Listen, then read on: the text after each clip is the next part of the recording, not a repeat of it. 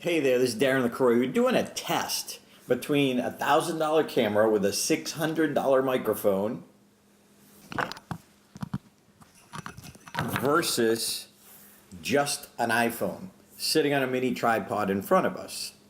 We're going to compare one to the other and see how good they are. Maybe we don't need the $1,000 camera anymore. But if you're just getting started, this is perfect. And I'm testing this for you so you don't need to buy the expensive equipment that I used to have to buy years ago. So again, let's test. Here's the Sony $1,000 camera with the lavalier microphone that I'm not actually wearing sitting in front of me versus the iPhone.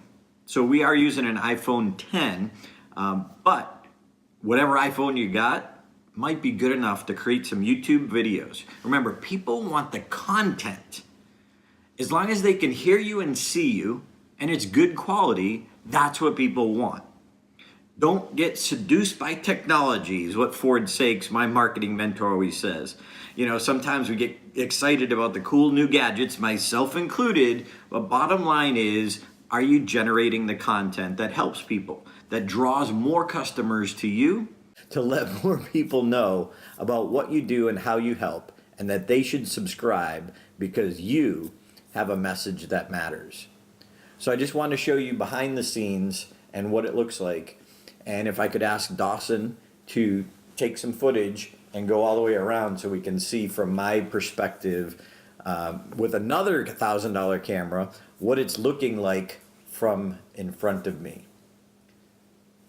So we're doing the comparison. All right, here's the iPhone. Okay, here's the Sony $1,000 Handycam. Hey, there's nothing wrong with the $1,000 Handycam. This is 10 years old. It owes me nothing.